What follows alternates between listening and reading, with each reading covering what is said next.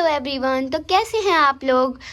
जैसे कि मैंने कल आपको वीडियो में बताया था कि आज हम अर्नेस्ट मेयर के बारे में पढ़ेंगे। तो चलिए स्टार्ट करते हैं। पहले मैं आपको बोर्ड पे समझाऊंगी, उसके बाद हम इसकी रीडिंग करेंगे। तो चलिए स्टार्ट करते हैं। चलिए पहले हम बोर्ड पे समझ लेते हैं, उसके बाद हम आपको रीडिंग कराएंगे, ठीक है। तो पहला पॉइंट है, अर्नेस्ट मेयर जो थे वो he was listed among top 100 scientist, ठीक है। टॉप 100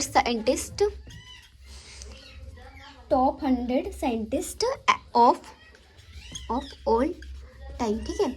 ये टॉप 100 साइंटिस्ट में आते थे हमेशा, ठीक है।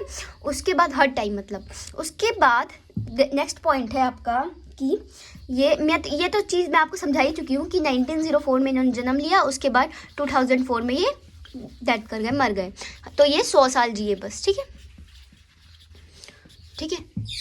आप यहाँ पे देख रहे हैं ये टॉप 100 साइंटिस्ट में ही आ रहे हैं और 100 साल ये जिए, यानी कि इनके जीवन में 100 नंबर का बहुत बड़ा महत्व था। उसके बाद इनको डार्विन ऑफ 20th सेंचुरी कहा जाता था। ऐसा क्यों था? डार्विन कौन थे? डार्विन साइंटिस्ट थे, ठीक है, जिन्होंने इवोल्यूशनरी पर काम किया था, उन्होंने इवोल्यूशनरी का निर्माण किया था। और इन्होंने क्या किया, अर्नेस्ट मेयर ने इवोल्यूशनरी पर काम किया अच्छा खासा, इसीलिए इनको डार्विन ऑफ 20th सेंचुरी कह दिया गया। उसके बाद इनको ट्रिपल क्राउन मिला, 3 प्राइज मिले, ठीक है। ट्रिपल क्राउन प्राइज मिला बायोलॉजी में, triple crown of biology, biology. तो वो कौन कौन से प्राइज थे? फर्स्ट था आपका बाल्जन प्राइज, ठीक है, फर्स्ट आपका बाल्जन प्राइज था। और दूसरा था आपका IBP international prize,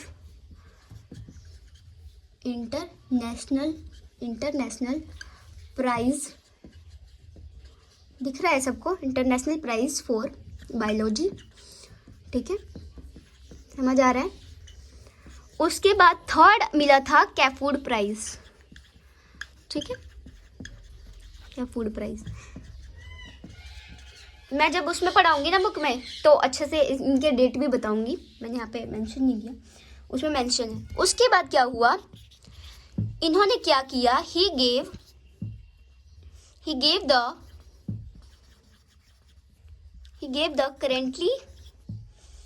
currently accepted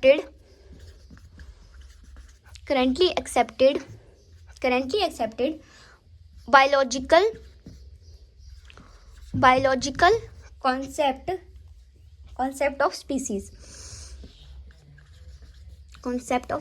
इन्होंने क्या किया, इन्होंने कहा कि जब सेम स्पीसीज के ऑर्गेनिज्म रिप्रोडक्शन करेंगे तो उनके जो बच्चे होंगे वो फर्टाइल होंगे, ठीक है। बायोलॉजिकल कॉन्सेप्ट ऑफ स्पीसीज क्या कहता है कि जब सेम स्पीसीज के जो पेरेंट्स होंगे, अगर वो रिप्रोड्यूस करेंगे तो उनके बच्चे फर्टाइल होंगे, ठीक है।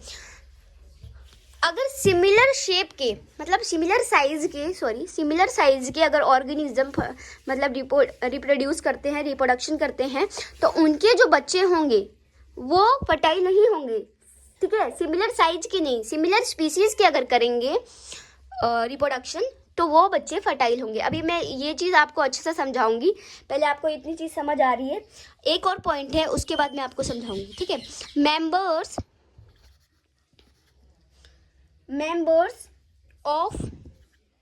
members of a species can breed।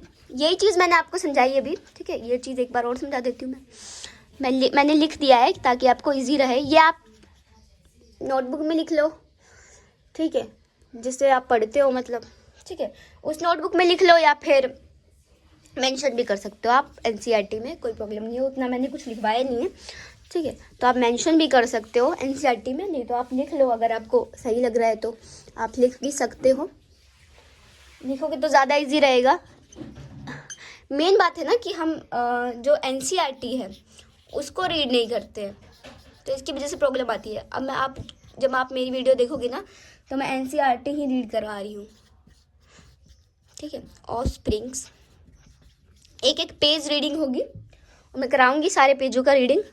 अभी तो मैंने एक पेज का करवाया है, उसके बाद मैंने अभी साइंटिस्ट का पढ़ा है, ठीक है। तो इसमें क्या बोल रहा है देखो, members of species can breed together give rise to fertile offspring, ठीक है। मेंबर ऑफ स्पीसीज यानी कि अगर मेंबर किसी भी सेम स्पीसीज का जो मेंबर है ब्रीड करेगा तो उनके जो बच्चे होंगे कैसे होंगे, फर्टाइल होंगे, ठीक है। अब हम आगे मैं आपको एक चीज़ और समझाती हूँ, चलिए समझते हैं, जो अर्नेस्ट मेयर ने बायोलॉजिकल कॉन्सेप्ट ऑफ स्पीसीज दी थी, ठीक है। तो इसमें क्या होगा, पहले हम मेल लिख देते हैं यहाँ पे मेल और यहाँ पे लिख देते हैं फीमेल, ठीक है। तो मेल हम पहले ले लेते हैं, मेल क्या लेंगे, गधा, ठीक है, गधा, ठीक है। क्या लेंगे, डोंकी, ठीक है। गधा मेल हो गया आपका, और फीमेल क्या हो गई, घोड़ी, ठीक है, हॉर्स, ठीक है। जब ये रिप्रोडक्शन करेंगे तो क्या पैदा होगा, क्योंकि ये क्या है, ये सेम स्पीसीज के नहीं है, ये अलग अलग स्पीसीज के हैं, ठीक है। सेम स्पीसीज के थोड़ी है, ये अलग अलग स्पीसीज के हैं लेकिन सिमिलर साइज के हैं। तो सिमिलर साइज से क्या होगा, ठीक है, सिमिलर साइज से तो कुछ नहीं होगा ना, सिमिलर स्पीसीज होना चाहिए, सेम स्पीसीज होना चाहिए। तो ये क्या करेंगे, ये एक ऐसा बच्चा पैदा करेंगे जो कि क्या होगा, ऐसा बच्चा पैदा करेंगे जो कि वो बच्चा पैदा कर ही नहीं सकता, ठीक है। वो म्यूल हो जाएगा यानी कि खच्चड़, इसका नाम भी खच्चड़ है और ये काम भी खच्चड़ वाला करेगा, ठीक है। उसके बाद है आपका, उसके बाद अगर हम मान लो हॉर्स लेते हैं, मेल हॉर्स ले लेते हैं और फीमेल गधा ले लेते हैं, फीमेल गधी ले लेते हैं, ठीक है, फीमेल गधी ले लेते हैं, तो ये क्या पैदा करेगा, ये भी हिन्नी पैदा कर देगा, अभी ये भी हिन करती रहेगी, कुछ काम की नहीं है, ठीक है। ये भी एक फर्टाइल, ये दोनों का रिप्रोडक्शन होगा तो फर्टाइल बच्चा पैदा नहीं होगा, और इन दोनों का भी होगा तो भी फर्टाइल मतलब बच्चा पैदा नहीं होगा, क्योंकि स्पीसीज इनकी सेम नहीं है। उसके बाद है लायन, ठीक है। अगर हम मेल लायन ले लें और फीमेल टाइगर ले लें तो बच्चा क्या हो जाएगा, बच्चा क्या हो जाएगा, लाइगर, ठीक है, बच्चा हो जाएगा लाइगर, मतलब ये भी बच्चा फर्टाइल नहीं हुआ। उसके बाद टाइगर मेल ले ले और लायन फीमेल ले ले तो भी क्या बच्चा होगा, टाइग्रन बच्चा हो जाएगा, और ये भी फर्टाइल नहीं होगा। तो ये इसका मतलब क्या है, ये सारे जो हैं ये अर्नेस्ट मेयर का biological concept of species in लोगों ने एक्सेप्ट नहीं किया, इसीलिए ये क्या हो गए, स्टेराइल हो गए, ठीक है। क्या हो गए, स्टेराइल हो गए, मतलब जो कि बच्चे पैदा नहीं कर सकते हैं, फर्टाइल नहीं हुए ये, ठीक है। तो अब हम क्या कहते हैं, रीडिंग करते हैं पेज की, अर्नेस्ट मेयर के पेज की रीडिंग करते हैं। तो चलिए रीडिंग करते हैं, ये आपको समझ आ गया होगा आई होप। चलिए तो इस पेज की रीडिंग कर लेते हैं, फिर आपकी वीडियो कंप्लीट हो जाएगी। Born on 5 July 1904 in Kempten Germany, Ernst Mayr. Ernst Mayr का जन्म 5 जुलाई 1904 में हुआ था, ठीक है। The Harvard university evolutionary biologist, वो हार्वर्ड यूनिवर्सिटी के इवोल्यूशनरी बायोलॉजिस्ट थे, और उन्हें हु हैज़ बीन कॉल्ड, उन्हें डार्विन ऑफ 20th सेंचुरी भी कहा जाता था। समझ आया यहाँ तक। Was one of the 100 greatest scientist of all time, वो हमेशा 100 महान साइंटिस्ट में उनका नेम आता था। Mayr joined Harvard faculty of arts and science, Mayr ने Harvard faculty of arts and science में ज्वाइन किया था 1953 में, एंड रिटायर हो गए थे 1975 में। उसके बाद उन्हें the title of Alexander Agassiz profession of zoology emeritus, इसमें उपाधि मिली, मतलब इन्हें स्थान मिला, ठीक है। उसके बाद through out his 18 year career, और इनका जो विज्ञान में इनका जो करियर था वो 80 साल का था, ठीक है। उसी में उसी करियर में इन्होंने कहाँ शोध किया, ऑर्निथोलॉजी में किया। ऑर्निथोलॉजी यानी कि पक्षियों में टैक्सोनॉमी वर्गीकरण, जू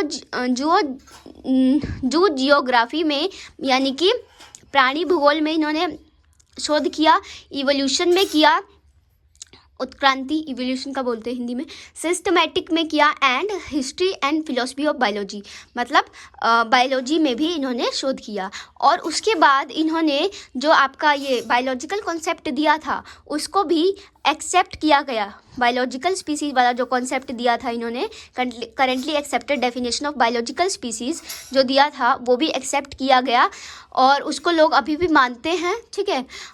मेयर वॉज, और उसके बाद इनको अवार्ड मिला, ठीक है, अवार्ड मिला, 3 प्राइज़ मिला, ट्रिपल क्राउन वाला जो हमने पढ़ा था, ट्रिपल क्राउन ऑफ बायोलॉजी मतलब प्राइज़ मिला। पहला था द बाल्जन प्राइज़ इन 1983 एंड दूसरा था द इंटरनेशनल प्राइज़ 1994 में, इंटरनेशनल वाला प्राइज़ मिला था इनको फॉर बायोलॉजी, एंड के फूड प्राइज़ इनको 1999 में मिला था। और ये डाई कर गए थे कब, जब ये 100 साल के थे 2004 में।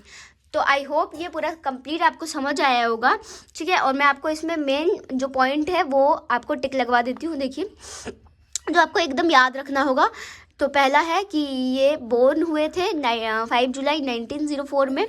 उसके बाद the Darwin of 20th century ने कहा गया। उसके बाद आप लाइन पे वो कर सकते हैं कि इन्होंने क्या किया था, the currently accepted definition of biological species. उसके बाद इन्हें ट्रिपल क्राउन प्राइज़ मिला था, ठीक है, बायोलॉजी में ट्रिपल क्राउन प्राइज़ मिला था। फर्स्ट क्या था, द बाल्जन प्राइज़, उसके बाद सेकंड था इंटरनेशनल प्राइज़ और तीसरा था आपका के फूड प्राइज़। और इनका डेथ कब हुआ था, ये डाई कब कर गए थे, 2004 में, ठीक है। तो ये आपका कंप्लीट हो गया, ये अर्नेस्ट मेयर हैं आपके, ठीक है। तो थैंक यू। अगर वीडियो अच्छे से आपको समझ आई हो तो लाइक और कमेंट करें।